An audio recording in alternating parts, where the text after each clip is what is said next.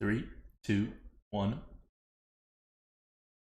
Welcome to the Lightforge. This is ADWCTA. This is Merps, new Merps on new computer. We have old Yes. ADWCTA on old It's computers. going to make so much of a difference for this podcast that you now have a 4K screen. Yeah, I now have a 4K. You will notice that the angle has changed because now my monitors are at like slightly different heights, so you're getting new angle. Everything's just a little bit different. Mm, But I'm very excited this is set up. I am really worried about tomorrow's stream because you just never know. Like yeah. first stream after everything, it's Change, like, do man. things It's work? hard and it's bad. I've had this computer sitting here with this monitor for like a week and a half now, and I haven't put it together. Change, man. Like I totally understand people who are just like no change, even if it makes things better. Like I'm getting to that stage in my life. I am 34 years old, about to turn 35. Merps is 35.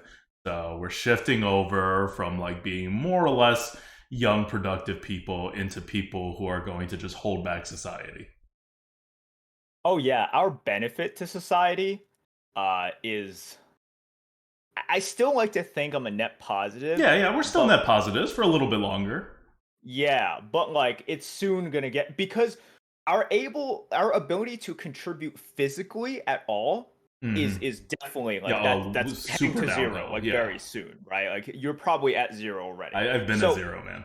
yeah, so like our ability to physically contribute to society is lower, and then as we move forward, it's like, and once that's done, that's like an NBA player who like can't play any defense, right? Mm-hmm. Mm-hmm. It's like, so yeah, like the best you can be is like still very good, but like, oh man, if you're just a total net negative on defense, that already takes a lot out of your Yep. value versus someone who can play both sides. So that's where we're at right now. Like mentally, I think we're still here, but physically, oof. Eh, we're mostly here mentally. We've already like at 30. We're like at 35.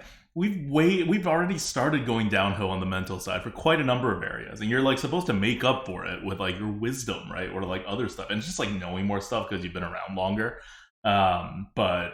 But like stuff like I mean, you guys have watched me for like 7 years. You know, I've always sucked at like being able to do stuff. But like I've sucked more and more as time went on. Right? Like this is not like a flat line of Odwick has always just sucked. No, Odwick does always suck compared to normal people. But it's getting more and more ridiculous. And that's only gonna continue as those skills decay more and more. Like my ability to multitask, my ability to like think like on my feet, my reaction speed, right? Those are already on like they've been on the downhill since like probably since I started streaming. I don't know when exactly scientifically humans generally start to slow down, but I think it's in your late 20s. Yeah, your late 20s, that is your peak, and then physically, yeah, it's over for Mm-hmm. you past that point.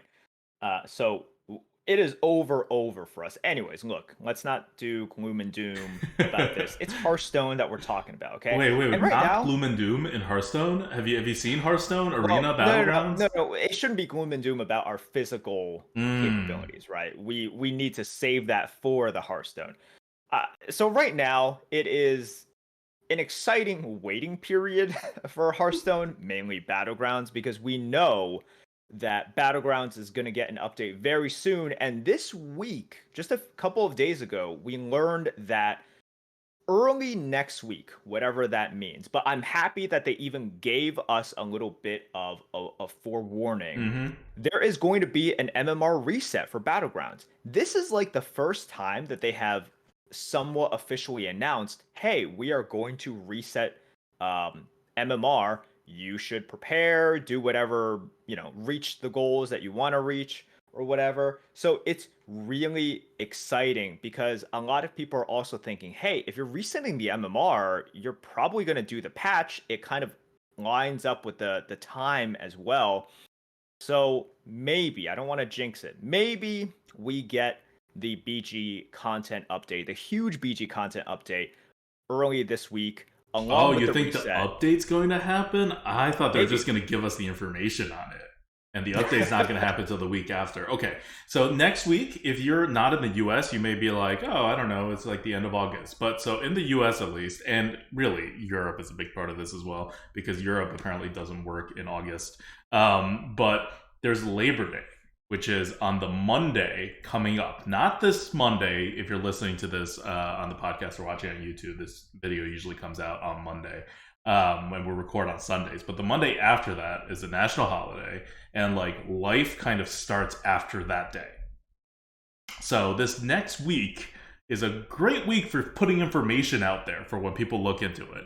But it's kind of a very odd week to be releasing anything. So I don't know. I wouldn't really expect stuff to be released next week, but the information could probably come out. Yep. Look, I'm just hoping it comes out soon because I think a lot of people are a little bit tired of the current meta. Yes, we've had new toys. We talked a little bit about the changes in BGs, the changes in the heroes. How happy I am that Daryl is once again a very relevant hero. Easy top fours, somewhat easy top twos. You're not going to get first place with Daryl much or at all. But one of the Too problems much power creep, man. I know They need to bring everyone down to Daryl's level, which was the highest. Not bring Daryl up. you can't take things away, right? It's like Yeah, sure you taking can. things away from gamers is the worst. They do feeling. that to Arena We've all talked the about this time. before. Every time they hit the button, they take things away. Yeah, but Arena, Keck W. They nerf cards. They literally nerf cards in Constructed. They nerf cards. They take cards away in Arena in actually the worst way possible because they don't allow you to draft it, but they allow you to Clown Fiesta RNG it, right? Yes. It's like you can't draft the black wing, but you can generate it randomly. Which is it better in some ways? Is it worse? Yes, and in ways that like really sting, right? Like the ways that really sting. So I don't necessarily agree with that. But with the latest Battlegrounds patch, I think a lot of people are seeing the problem with uh, Shudderwock. And Shudderwock is kind of, the bannerman or the mascot for this tiering problem that we have seen historically, and by historically, not like, since time immemorium, but like we've seen it with Hook Tusk, we see it with Jandis, we've seen it for a long time. It was continued through Galewing. We complained a long time about how Galewing with the 353 curve can get to tier 6 very fast, is pretty powerful during that time, and blows a lobby away. And then it's just like, you saw how powerful Galewing was, and then Shudderwock was like taking notes on the sides, came in and just blows away everyone. Right now on HS Replay, for the top 1% for 10K, and by the way, 10K is not leaderboard anymore. 10K is like a decent amount below leaderboard. The very top players on the top of the leaderboard are about 15K. So we're back to the levels that like, almost back to the levels of pre like hard MMR reset. People have had enough time. MMR inflation has gotten to the point where people are really high again. So top 1%, 10K, it's high, but you can see there's still a major difference between the very top players and even the top 1% that HS Replay is tracking. Shudderwock right now is a number 2 behind Daryl. So they are both in tier 1. Daryl is number 1. Shudderwock is number 2. The most damning thing about Shudderwock is that, yeah, sometimes he gets 8th, but almost 30% of the time, Shudderwock gets first. So 29% of the time, Shudderwock is getting first place in the lobby. And this is getting played by 10K plus MMR people. And so keep in the mind, difference, it yeah, should the be difference like between 12.5%. So this is more than double. He's taking more than double his share of wins. Yeah. 10K the difference between a 10K player and a 13K, 14K player is astronomical. As in, those players at the very top, and you see some of them stream, right? Like their turn planning, their ability to recognize, because these tribes are in, those tribes are out, because I've gotten this many battle cries, I can afford to be exactly this greedy, maybe, or I should be going after this build, or something. Those players are able to utilize Shudderwock to the maximum potential, and it, people look at something like a hero like Jandis, and they're like, "Oh, I get a token on turn one. That's really good. I have a good chance of winning." I was watching a game with Dog recently, and he had Shudderwock twice in a row, and throughout both of the games, very confidently, even from the like just the onset. And I think Dog is literally number one NA right now, or he was, very very recently. He was just like, "Oh yeah, I already won." And this isn't like a joke or anything. He wasn't joking. He was just being absolutely serious. It was like turn two with Shudderwock. He's like, "Oh yeah, I won this game." It's like it's literally over. GG. And it was true. He just blew out the entire lobby. It wasn't even close.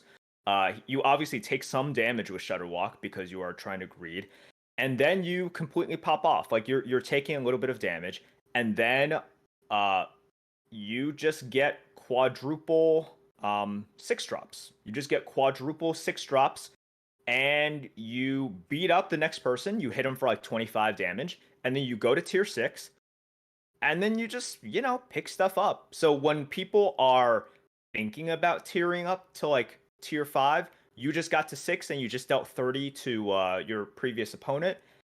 That's Shudderwock right now. It took Jandis and Hook Tusk to, like, for them, like they paved the way for Gale Wing, and Gale Wing was like, all right, look at what I can do in terms of power spiking and power leveling. And then Shudderwock was like, I got all of you guys beat.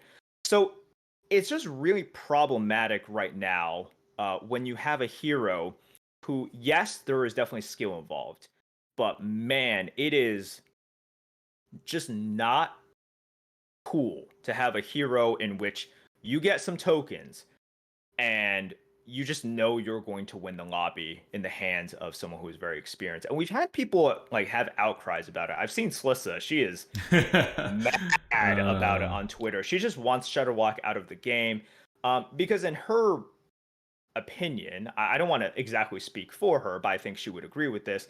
She just doesn't like the fact that you either get it or the entire game kind of becomes, can I dodge Shudderwock on those specific turns, right? If you remember many metas ago, a lot of it was like, can I dodge Millhouse on these specific turns? Can I dodge Maiev on specifically like turn 8, turn 9, right? Can I dodge, in some metas, it was even patches on certain turns. Like, and right now it's, you do not want to face Shudderwock on those turns in which they get the quadruple 6 drops, and then you are taking minimum 25 damage from them. Like there's just no way around it. You're taking 25 damage from them on that turn. People hate it. Like people don't like playing that way. And yeah, it takes some turn planning and whatever, but you know what takes, or like there is no skill at all in planning to face Shudderwock on that turn. There's nothing you could have done. You can go full tempo on that turn, but you can't beat quadruple 6 drops on that specific turn, and you just die. So this is something that I think is problematic because like people were already complaining about Jandis. They were already complaining about Hook Tusk. And then we were like, oh god, Gale Wing is so powerful. And now you look at Shudderwock and it's just like, geez, I don't think people wanted power creeping on Gale Wing. Yeah. This fast. So I think the important thing to focus on is not just that, oh, you have an overpowered hero. It's beyond that. Like, beyond that, it's an overpowered hero. It's making the worst parts of Battleground worse. Because it's putting the power level on a specific turn that happens sort of in the mid-late game. Not really late game, maybe just like the mid-game. And on that turn, there's nothing you can do about it. But more importantly, this is something that comes from like what I'm calling here power taverning. But it's the same thing that happened with Jandis, the same thing that happens with all these people, which is that you get to a tavern that you have no business being in through econ, and then you have the units available to you from that tavern, because that's how the structure of Battlegrounds works. And Battlegrounds, at its base fundamental structure, is not meant to accommodate power taverning. There is no hero that you can build that will be more than mathematically balanced. You can make it mathematically balanced by making them die out half the time before they get there. Or not half the time, like 75% of the time before they get there, if really they're going to have that good of a shot at number one. But once you do something like that, you end up in the situation that everyone's complaining about, which is that the entire lobby revolves around not facing this guy at this particular time, right? Like not facing the big bad on that turn or the turn afterwards, which is outside of your control, as Merp said. So this is a design problem. This is not a power level problem. This is a root design issue, in that unless you change the fundamentals of Battlegrounds, such as how much mana it takes to tier up to 6, how damage is dealt, which they might, but if you're not changing these very fundamental rules that apply to every single game of Battlegrounds, you cannot allow any hero, to be able to power tavern past a certain degree. And it's usually like one turn or maybe 2 turns before when a normal hero would get there. If you put it at more than that, which, like, honestly, Jandis was doing it before. Like, there's many heroes right now that actually have kind of that problem. They just like die out a little bit earlier, or they're just not as powerful. But none of them add a positive impact to the game. All of them are net negatives in the game. They're just not so net negatives that people are like quitting the game because of them. But the fundamental problem in game design is the exact same with all these heroes. The fundamentals of Battlegrounds does not support power taverning past a certain point. It breaks the entire game open, and you cannot balance it with numbers. You have to balance it by making these people worse at power taverning. You can't just get to the power taverning part less frequently. Like, a lot of people pitch balance ideas that usually revolve around the times like, oh, well, high risk, high reward, right? So, like, yeah, you know, maybe they're too powerful because there's no real way for these heroes to die before that. You tune them down a little, but you want to keep that good feeling of like getting to there, and like that excellent planning and that good solitaire play, so that you can pop off if you're a really good player. But no, that's the design problem. If they are allowed to pop off, if they are a good player, then you have an overall design problem that the fundamentals of Battlegrounds, the game, doesn't support. So if you want to preserve the pop-off potential through power taverning, you're going to have to change the fundamentals of Battlegrounds first. Or the much easier way to do it, and I think they're eventually going to get there, is to just make it harder to power tavern with any of these heroes. And they have to, like, they've changed Jandis around to make it harder for her to power tavern. And they're going to do the same here, I think, because it's just the easier way to solve your design issues. And again, this is not something like, this is something where if you're part of the Hearthstone dev team, like, your balance people have to step up at this design and say, we can't balance this in a way that is healthy. It is not possible. You're going to have to go back to your design and change this design up. And they just haven't been doing it, or maybe they're doing it all the time, and they have to let a couple slip through because so many of the creative team's ideas involve power taverning. I don't know. People seem to really like power taverning, by the way. This is not like people fundamentally like it. It just isn't possible in Battlegrounds. Yeah, and once again, the problem with Shudderwock, and people are talking about it in the chat right now as well. We need to just make this kind of clear. It's like Shudderwock just has, by far, compared to even compared to Galewing, the biggest spike potential out of every hero we've ever had, and it's not even close. So Shudderwock could take like more damage and be a little bit riskier, if for a lack of better terms, than someone like a Jandis, who is going to accumulate that power spike a little bit more smoothly, as in get a little bit more units in between. But Shudderwock can just like on turn 6, for example, just have like quadruple 6-drops, and you're just like, how is that possible? Like, that's really stupid. And at that point, yeah, they're just gonna like blast whoever they're facing. So it's really that like that standard deviation, right?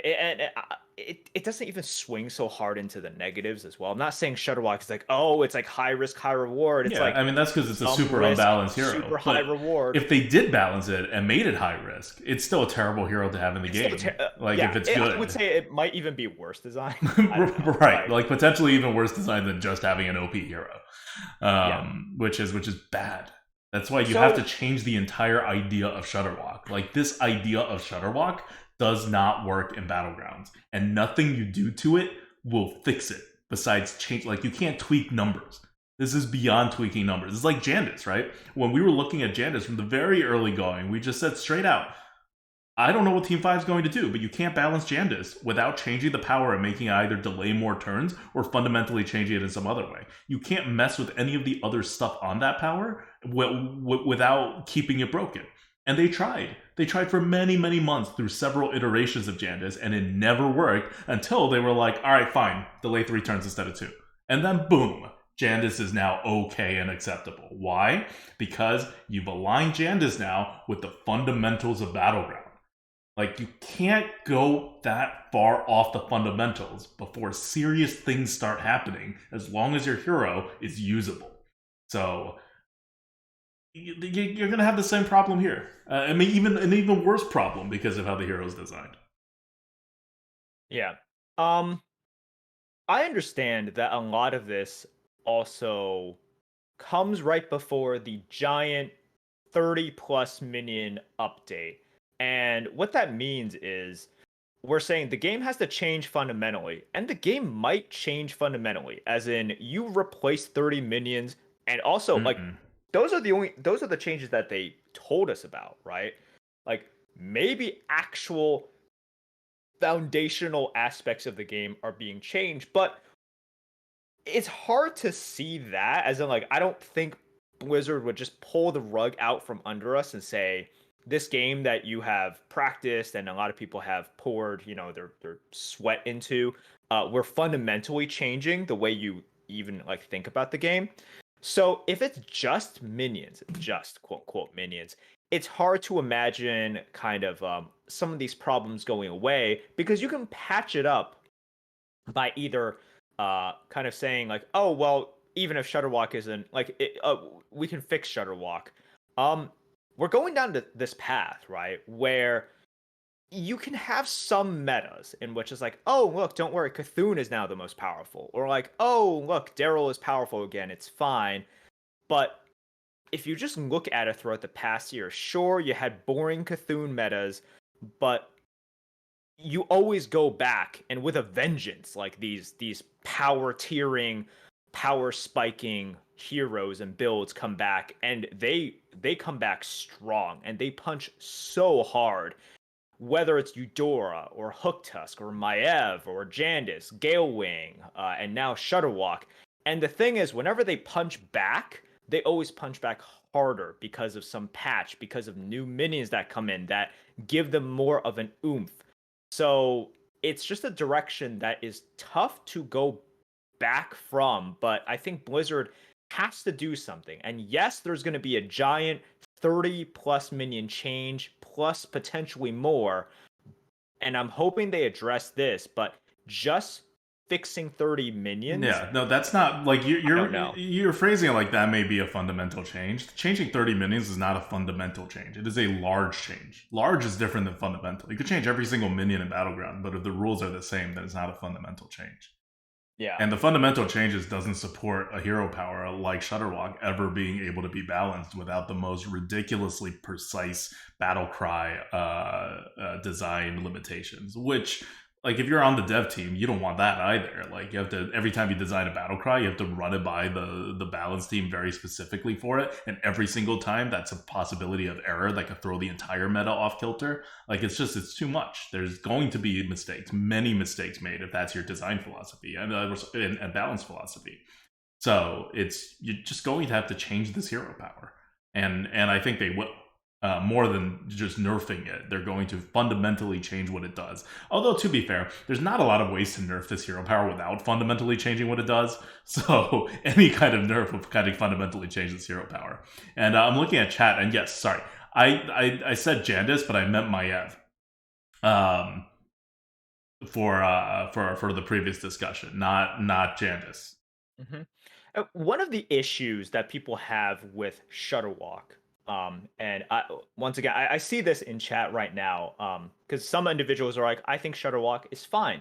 And it really depends on your MMR. So if you look at the all players on HS Replay, so this isn't top 50%, which is like 6.4K and above. This is just all players that they track. Now keep in mind, this isn't your actual average player. These are people that actually use HS Replay, right? So these are still players that care, and on average will be better.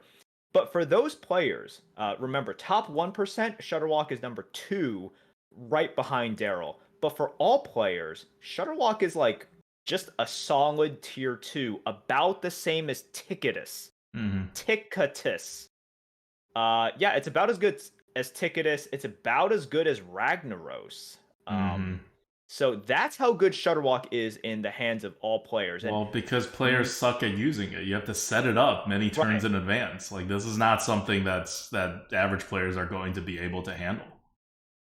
Yeah, and this is always a little bit problematic, right? And once again, Shudderwock is number 2 for 10K plus. If you ask the leaderboard players, it's like, oh, would you pick Daryl or Shudderwock? It wouldn't even be close. It wouldn't even be close, because and in the hands of someone who knows, they're getting that number 1 like probably 70-80% of the time. I'm not even joking. I'm not joking. You put it in the hands of a top 10, 20 leaderboard player, they're getting number 1 that high. And they're getting that high, even though Daryl is number 1 by win rate, because that's the top 1% of HS Replay users, which is probably the top 0.2% of all players playing Battlegrounds actively.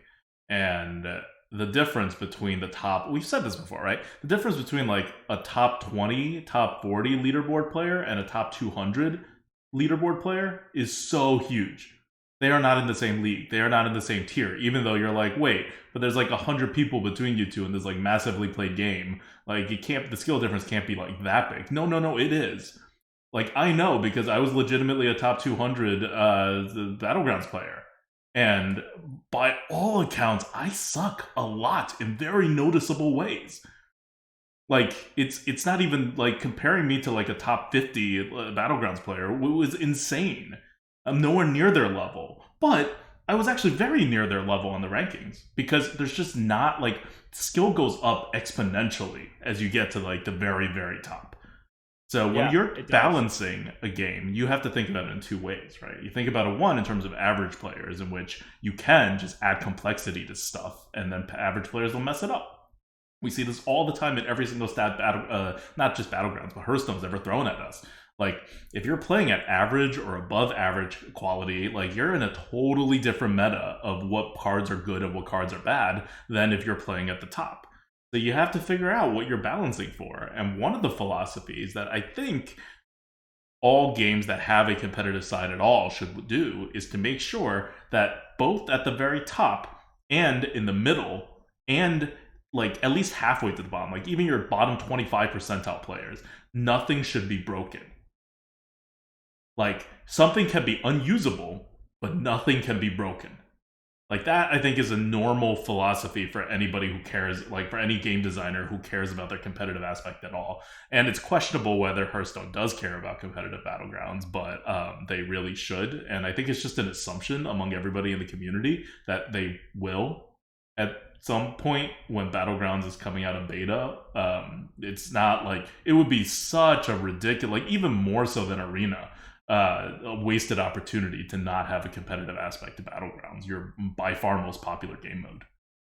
By the way, when we say it's like, oh, number 200 on the leaderboard is leagues away from like top 5 on the leaderboard, or just like a top 5 player, right? You can say like, oh, like leaderboard doesn't exactly sure. For every game. Fine. Yeah, like a top 20 player in the world.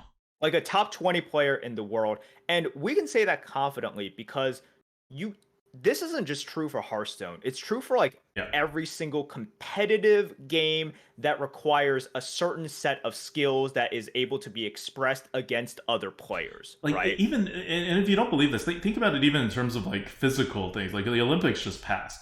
Compare and in the finals, right? These are like the 8 fastest runners in the world. Compare number 1 and number 8. They're not even close. And that's Right. the top 8 in the world. Like if you look at, for example, the NBA, right? There's a huge difference between the top 5 players versus a top 50 player. Which is why the Just like salary cap how is so terrible. which is why yeah, we can talk about that another time. Okay. But at the same time, like I watch a lot of Overwatch, for example, right? And you see, for example, in all of these like pub games, you see these top Overwatch League players, like actual top players, and they have like top, there's always top 500 players, but like sometimes you have like top 200 players, and the top 200 players, like for DPS or tank, they get embarrassed a Yes. lot of the times. Like there's a huge gap, like especially for a game like Overwatch, in which there's so much skill expression, right? There is a ridiculous amount of skill expression. Um, it is sometimes just embarrassing seeing the actual top Overwatch players versus just top 200 on the leaderboard. And like this is just how it is for basically any competitive scene. So we're not just talking about Hearthstone here, because for Hearthstone it is actually hard to tell. Like Because it's there's enough harder to tell. randomness thrown in to like Yeah. muddle things, right? Which is kind of the draw of the game. That even if you don't play optimally, you can still squeeze out wins here and there. But over the course of the numbers, especially with high skill things that require a lot of turn planning, a lot of management, such as Shudderwock's new ability, you're going to see that difference. But yeah, it's not, yeah, like Merp said, right? This isn't like a foreign concept, or at least it shouldn't be a foreign concept. And if you're listening to this podcast, you know that we talk about this a lot because we consider ourselves tier 1 arena players, in terms of the ability to just think of the game and know stuff. So we consider ourselves the top X, whatever number you want to consider the tier 1 that's all vaguely similar in skill level. And so when we have like disagreements with people who are really good arena players, but like, maybe like barely infinite arena players, we feel pretty confident in making a lot of things and saying like, oh, you're just wrong on that because we've looked at it and then we played it and then we've done stuff. It's because the levels, it goes up exponentially.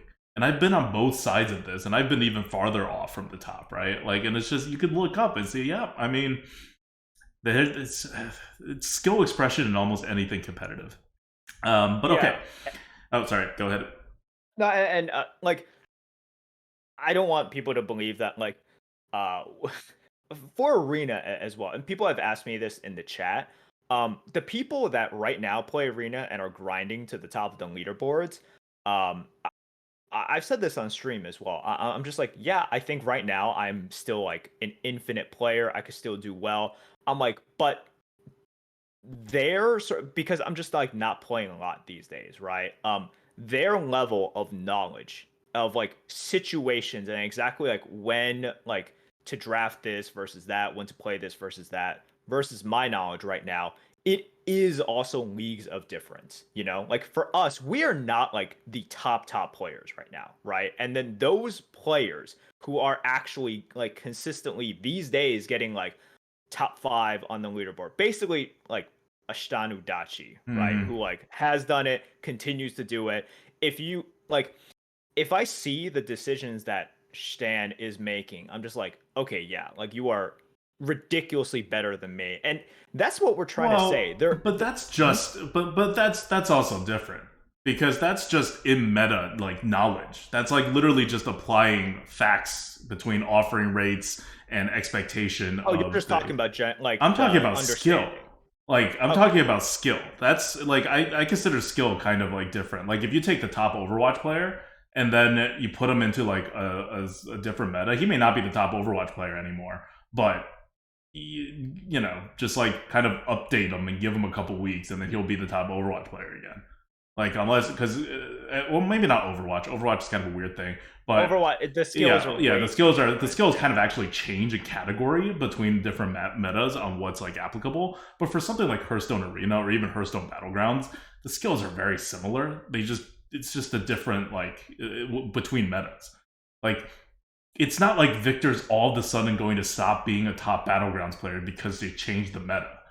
He may be not like one of the top Battlegrounds players for like a week at most if he's like super far behind the curve, but then he'll figure it out, right? Like that's what I'm talking about. He'll figure it out in 2 days because he won't sleep for those 2 days. Okay, but you see what I mean, right? Like this is like it's different. That's what I mean when I'm saying like tier 1 is I guess it's like tier 1 capable. Like rather than because I don't think I'm that far off on skill from Stay on Adachi. I don't think you are either. Like I think if you made us play 10 games, 10 runs right now and see who got the higher score, I would bet on him and not us. But this is different than like Battlegrounds, where like if I would never bet on myself versus a top 100 player, even like never ever, never ever. Yeah. That. Oh yeah. Even though like right now if we played like 10 runs. Like, I don't know, would we be top 100 or 200? Probably, maybe, I don't know. But at my peak in Battlegrounds, I wouldn't bet on me over a top 100 player. Like, that's different. There's a difference in terms of fundamental skill versus just, like, not, like, 1,000% updated on the meta with reps and experience. You want to talk about Arena for a bit? Yeah. I have a theoretical question on Arena because we talked a lot about Arena in the episodes before, and not a lot about Battlegrounds as we're kind of waiting for this Battlegrounds update. So not a lot of talk about Arena this week because nothing much has changed. Your win rates are all about the same. Druid has now officially dropped below 38% win rate. If you're thinking about it, just don't. But it brings up a question overall, right? Which is like, one of the biggest problems in this meta is cards suck. Some cards suck. And some of those cards end up in your deck. Just 1 or 2 usually per run, but consistently 1 or 2. And they really suck. And other cards are really good. And like 3 or 4 of them end up in your deck, usually, if you're playing like one of the, not bottom classes. And they're really, really good. And that creates a problem because I'm usually winning or losing games outside of it's a tempo meta, right? So sometimes you just don't get your curve, and then whether in the draft or in the game, and then you're like, GG's. But so often, much more so than before, like even back in the day when everyone's complaining about the really tough cards to deal with, you at least had an equal number of really tough cards. But now the range has kind of doubled. Because now you may only top deck your 1 or 2 bad cards, and then none of your good cards, or just one of your really, really good cards. And your opponent may top deck 3 of their really, really good cards, and just not top deck any of their 1 or 2 bad cards. Even if you guys had similar decks. And then you have no chance of winning that game. So the difference between your, I guess your standard deviation has doubled between this meta, because there's wild rotations, and the prior metas in which they kept basically the standard meta. And there's not much, like my question is, what can they do about it? Because this wild rotation format after the core set changed, because the core set basically solved this problem. If you do core set and you do standard, you've solved this problem. Your variations are about half of what it is when you start throwing in wild sets. But do you no longer throw in wild sets? Even some sets like Ungoro has which is generally known as a very powerful set, has like a whole bunch of cards that really suck because it still came out back in the day. Like, are we just unable to have a wild rotation anymore and have it be in any meaningful sense, like not just really frustrating to play against and not like super determined by who has drafted and who has top decked good cards versus bad cards? Like, is there a solution to this? Are you actually asking me? Because I have no idea. Yeah, I guess. I mean, I have no idea either. That's why I'm posing the question. Like, if you're Blizzard and you for some reason care about the arena somewhat to address this problem. Okay, so we're in a fantasy land right now, but just stay with me. What would you do to solve this problem? I don't know, because I mean that's assuming that they care about arena, which look, Druid is under 38% Okay, right okay, now, they could just hit so a button and fix that, but that won't fix the problem. Is my point, no, right? that's the Like, thing. Like they keep hitting the button to quote fix the problem, but it doesn't fix okay, any all right. problem. Let's say they fix the problem and all the classes win 50% win rates because they improve the button or I don't know luck, and it happens. You're still going to get the same issue. Like Arena's not going to feel that different than it does today than it did before they pushed the button the first time. And Druid was on top back then, and it was a slightly less bad meta than it is now, but still had the same problems. So, I mean, first of all, that would already improve a lot. Because one of the things that I hate about the state of Arena is that right now you literally can't play Arena without HS replay, right? Okay. You can, but like you actually can't. And in the scenario that you're outlining, at least you can play it, or at least you can have people who like don't know of the existence play it, and then once they find out about this, not feel as bad. Because imagine it like whoever is Yeah, running it. yeah. I mean, I agree, but that's kind of Yeah. a separate issue. I'm talking about the bad cards from the wild sets that are coming in. Like, Oh yeah, I have no, nope, nope. I have no. Like once again, I'm not lying when I say I don't know. I have no idea how to okay. fix it. Yeah, like I think it's an unfixable problem. I think this is I think so. Yeah. like you can't have wild rotations anymore, and if you want to have wild rotations, you're gonna have to live with a plus 50% bullshit rate from the negative bullshit rather than just the positive bullshit of like they played performers or they discovered performers and they played it and it's really really powerful. Well, now it's like they play kind of a normal card for this meta for this day and age, but I have a 3 mana 2/4 in my deck, Yeah. and I So have it in my hand and I need to play it. an interesting conversation is going on in chat, like between Language Hacker and Kolst, who are both, for some reason, playing Arena these days. And are Both of both them really do. really really excellent top tier arena players. So, and they're proposing like, oh, you can draft more than you need and then cut cards. That is an idea that's been floating around for a while. The reason I didn't even bring it up is Yeah. just like they're not gonna do They're it. not gonna do that. That's like if you're Blizzard, that takes too much like UI work and like other stuff. It's just a very big undertaking. Yeah, so I think it's a great idea. First of all, I think it's a great idea because it's skill testing. It's interesting for people, right? Um, but even in this, maybe it says something about me or about Blizzard, but probably both. That even in this hypothetical world where you're like assume that Blizzard cares about Arena and then continue Oh on. yeah, Even in I this didn't world, think that I'm they just would care like, that much. I no. just meant they cared enough to like think They about the cared issue. enough to do something, but yeah, here because it would have to be UI changes, and it would have to be such a shift. And do I think an idea like that is welcome, regardless of whether or not we have like this Yeah, wild just rotation issue, always. right? I think always has been a good idea Hmm. because it's skill testing. It's just it's good. It makes people feel good because it Yeah, puts more power into their hands as no one well. wants terrible cards in their deck.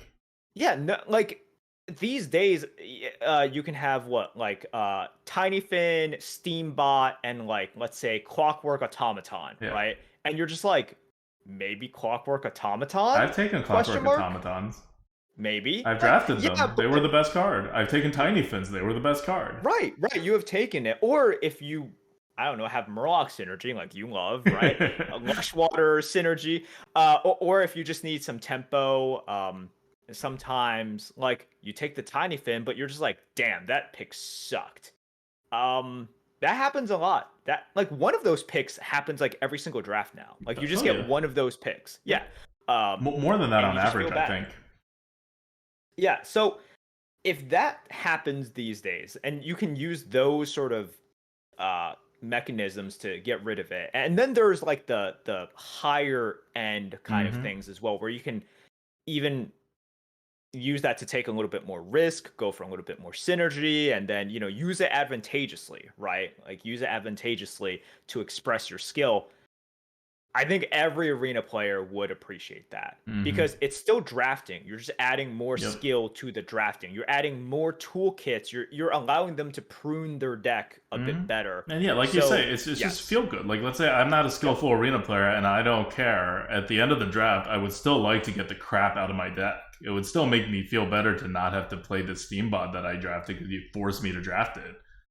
Like just because they're bad players don't mean they like Steam bots. And if they do like Steam bots, they can keep them and kick out something else they don't like, right? Like it's just always a positive. No one ever It's always feels positive. bad for kicking out the worst cards, and it solves a balance issue of this kind of fundamental to when you're bringing back old sets. Now that they power creep things so hard, and more importantly, because this was always an issue, but they power creeped it so hard, then they kind of fixed a lot of the power creep things by making everything's kind of the same, similar power level, and They it did. was really Yeah. good. Like honestly, Arena has felt so much better after the core set, but every time they do this wild rotation, it undercuts like a lot of the good work that they did with the core set because now you just have the same problems coming back a little less frequently than without the core set, but still quite frequently. Let me ask you guys, and for those who are playing Arena, you are going to know exactly what I'm talking about. Sometimes in these games, it is literally that like you versus the guy she tells you not to worry about meme, where like you play an underpowered shitty thing, and on the exact next turn, they play the better version of that card that was printed in like 3 years later. Yeah. That is so frustrating. And you're just like, okay, so you out tempo me by like, let's say like 3 mana, right? Mm-hmm. But because I have a 2015 card and you have a 2021 card, that is exactly what happens. Um, that's just terrible. Yeah, like in the chat room, people are saying Spider Tank versus Sunwell Initiate. Mm-hmm. Yeah, and then the Sunwell Initiate, through its vastly superior tempo, snowballs into a win, right? Like Mm-hmm. that's a perfect example and probably the earliest, most impactful, like early example, right? 3-4 versus the 3-4 with that ability, um, and you just win off of that. And it wasn't like it's like, oh man, if I had just played better and gotten initiate. No, it was like you took the Spire Tank because it was like the best out of your options. You drew it because you drew it at that time, and then you lose because they had the guy that she tells you not to worry about. So Yeah. that's a terrible feeling. We got to eliminate that somehow, and Yeah, that but I don't happens a think decent that's amount going as to well. be eliminated because you're talking about an average power level card more or less versus a premium card that's not even like the best premium card by a long shot. That's going to remain in the game, but that should be your polls, right? That should be your like close to the bottom and close to the top. What you're really worried about is when you have to play the 3 mana 2/4, like like the freaking banana guy or something, or not a banana guy. Just sometimes you just take a 3 mana 2/4 because it's your best option, right? Sometimes you take even worse cards. Like you play a 3 mana 2/4 and then they play the Sunwell. I mean, Uh, your only play might be the phantom, like the our vigil shall never end guy, right? Like the 2-4 taunt on yeah. turn 3. Oh, Yeah, with the taunt, that's pretty good. that's fine. There's plenty of 3 mana 2/4s without taunt that you end up having to draft these days. Like it goes that one level like deeper of crappiness that Corset kind of eliminated because like Corset never eliminated the difference between a spider tank and a Sunwell. Spider tank, right? Like there's still Yetis, and then there's still stuff that's better than Yetis, like significantly better than Yetis. But you can't double that. Is my like when you bring in old sets, you literally just double that variation in card quality, and that creates doubly the amount of problematic games that exist in the arena. And imagine that you normally lose like let's say normally 1/4 of your losses sorry 1/4 of your games end to bullshit, whether because of your opponent's bullshit or your bullshit, right? That's a very low thing. Half the games end in bullshit, whether it's your opponent's bullshit or your bullshit. Like okay fine, so that's the game we play, like whatever. But now 75% of your games end in bullshit one way or the other, right? Because you've just effectively doubled the amount of bullshit that exists by doing wild rotations rather than keeping it standard. And that's just the penalty you have to pay for bringing wild cards in, and there's nothing you can do about it from a developer's perspective unless you start actually coding in totally different rules for the arena, or you start like taking out cards, or just like it becomes a whole process, right? That involves like a crap ton of resources, and they're not going to do for the arena. But there's no like elegant way to solve it while using the amount of resources that you can even in your wildest dreams imagine that they dedicate to the arena. Yep. So unfortunately, this is the stuff that's going to be here to stay. I hope that in every expansion that they have one meta that's just standard, like one standard meta, one wild meta, and the wild meta will just be less balanced and it'll be kind of what it is. But that they at least have one standard rotation meta. Because if they just keep doing the wild switches like they did before, because for a while, remember, like an entire year, they only did standard metas. And that was like their way of keeping things okay. And then they did the core set change, and they were like, okay, I guess we don't really need a standard meta anymore now that things are good with the core set. So they just messed up everything that they did before.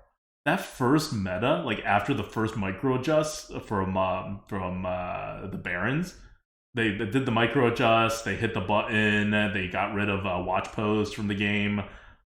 It was such a good meta. It was like the best meta I played in so long. And I don't know what the meta is now, but it's definitely not as good as it was before. And it's not going to get that much better than this because they're going to keep having this fundamental problem here. Like we talked about how much, it's too much tempo and it's losing some of the other stuff from before. But that's always going to be the case. They can't fix this problem with wild rotations. And I don't think they're going to totally get rid of wild rotations because it's generally popular. So I don't know what to do if I were in their shoes, which means that I don't think they're going to come up with a good solution on it. And we're just going to have to live with this. Like, this is the new normal. You're looking at the meta right now. It's going to get closer to 50% win rate, but that's not going to solve the problems of this meta. All right.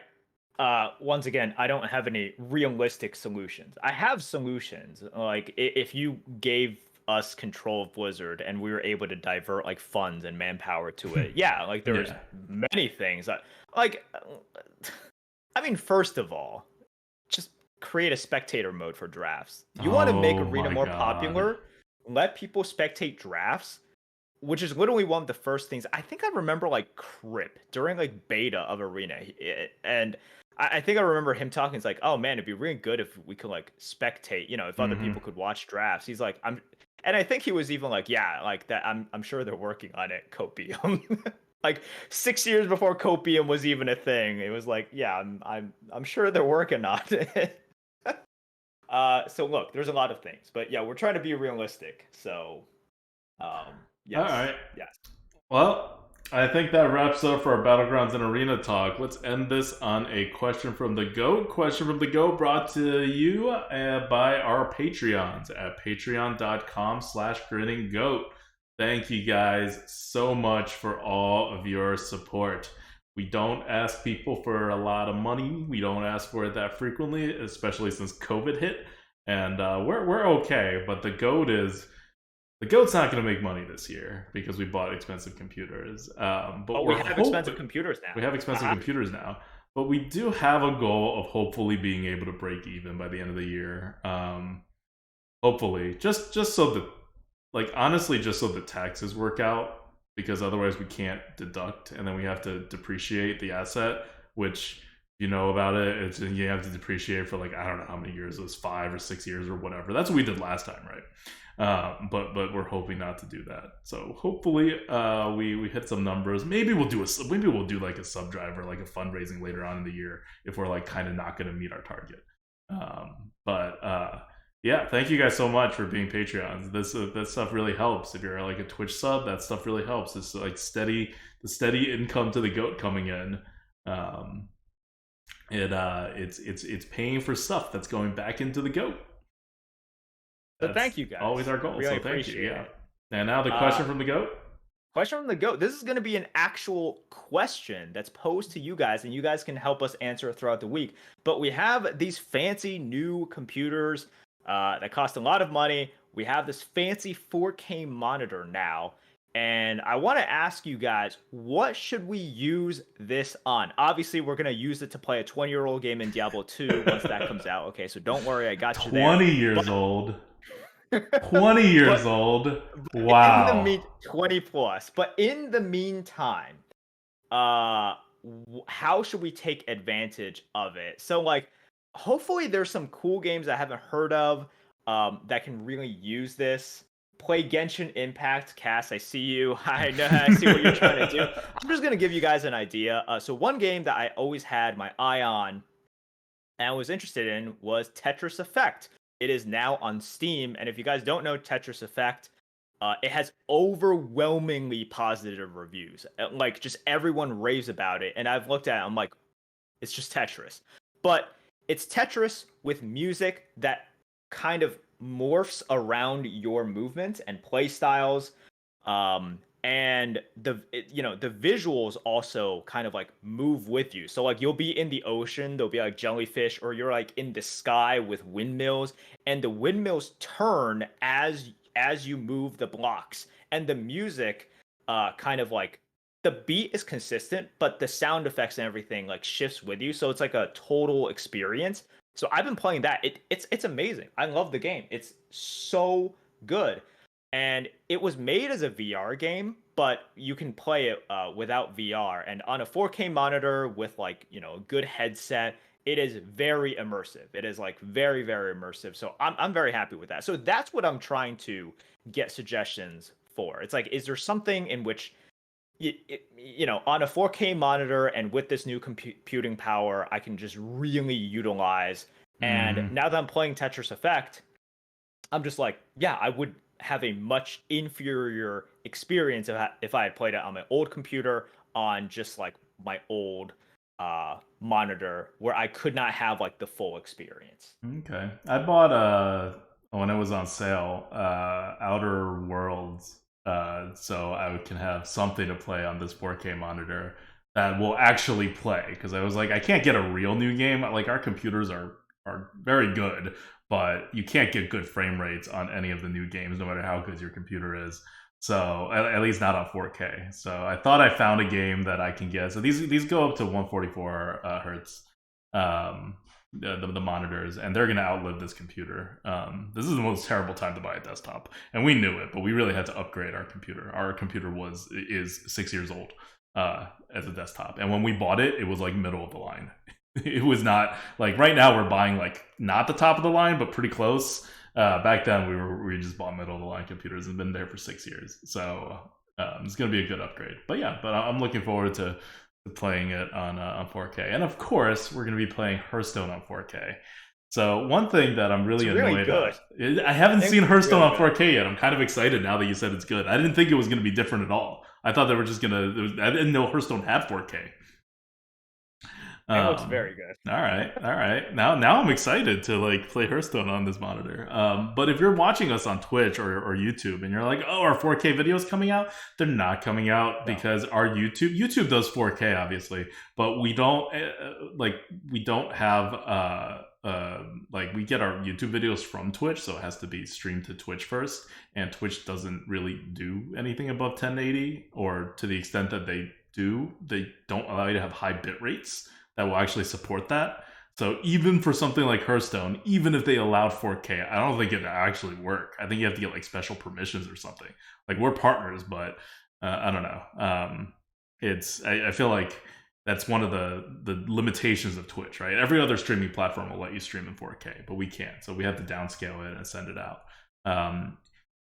Also, I don't know. Maybe if we're actually uploading videos of like gameplay, or like we're doing a guide or whatever, we could do 4K there. Like not of our cameras. I don't think we have 4K cameras, but of this screen captures, because that's just a video file. I don't know. Maybe we could do something with that for YouTube, or whatever next thing we do. Right? Maybe Diablo. Yeah. But yeah, send us suggestions of just games that would be good on. I already recommended Tetris Effect to ADWCTA. I was like, you should play this. It's It's definitely worth it. It's one in which I'm trying to describe to him like it's Tetris with music and good visuals, and I'm sure he's like, yeah, okay. It sounds pretty it's very sketchy good. as far as it being a Very good. transformative experience with the 4K monitor, but Yes. Okay. all right. So that's it. You guys can tweet at us. I am Merps4248 on Twitter, so you can tweet at me. You can also tweet at ADWCTA. Do not tweet at ADWCTA without an A, because that's something totally different and I don't support it. I'm very curious about this now. I'm very curious about this now. You guys could check it out. I think it's hilarious. Don't worry, it's safe for work. It's like a Justin Bieber thing? What? Not a Justin Bieber thing. What? Is it a Justin Bieber thing? ADWCT is, it says Justin Tative Miley. So it's like a Miley Cyrus Justin. This is your account, isn't it? This is totally your account, isn't it? Wait, seriously? Yeah. Why am I getting something different? You're getting something different? ADWCT? Oh my god. What am I getting at? Are there two of them? ADWCT. Oh, sorry. I was thinking the one I was looking at was ADWCTT. CTT. Because ADWCT was taken. But the thing is, ADWCTT wants to be ADWCT, but I guess the Justin Bieber account, the Justin Bieber one is blocking Tative Miley account is blocking them. Yeah, and this account only has 2 followers, so they're not doing so well. I don't know that they like tweet. They've had 1 tweet in 2013, and they're just holding up this awesome handle. All right. That's it for us. We'll see you guys next week when we will have news on the Battlegrounds stuff, and you can hear our hot takes on whatever they reveal and maybe launch. Maybe not out of the question. So until then, this is ADWCTA. This is Merp. See you guys.